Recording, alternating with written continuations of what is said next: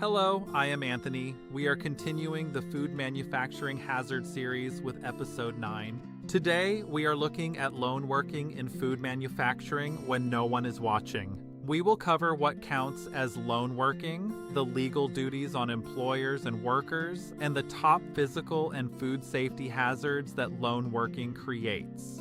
We'll also look at how to conduct a proper risk assessment, high-risk tasks that require more than one person, and what good lone working control looks like. Finally, we'll cover when to stop work and escalate and provide a practical action checklist for managers and lone workers. Let us get into it. What counts as lone working? HSE defines a lone worker as anyone who works by themselves without close or direct supervision. The hazard is not always the task itself.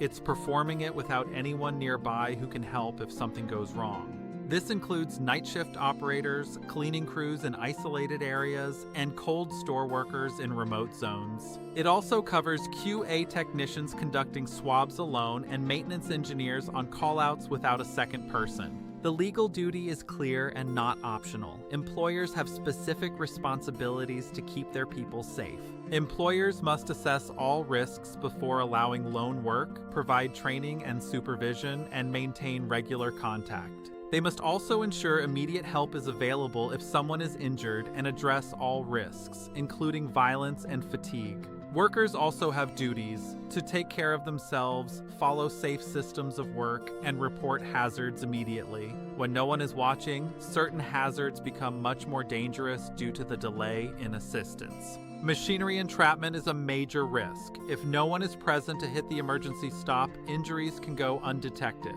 Slips, trips, and falls on wet floors are common. A delayed discovery significantly increases the severity of the outcome. Other risks include chemical exposure during cleaning, hypothermia in freezers, and unobserved medical emergencies. Lone working is a food safety risk too. Serious failures can reach the customer before anyone even notices. Without a second check, we risk missed CCP monitoring, unreported contamination, and incomplete hygiene checks. Remember, fitness to work rules still apply. You must not handle food if you are unwell, even when unsupervised. A lone working risk assessment must cover 4 key areas before any task begins. You must evaluate the task complexity, the person's competence, the environment's isolation, and the response plan. Certain high-risk tasks must never be performed alone under any circumstances. These include confined space entry, working at height, live electrical work, and cleaning inside machinery guards. Good lone working control forms a complete safety loop, before, during, and after the shift.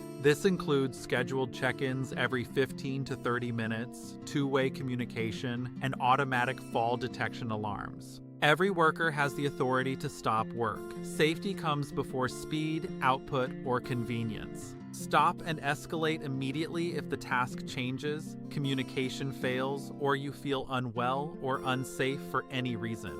Finally, use the action checklist. Managers and workers must ensure all controls are in place before starting.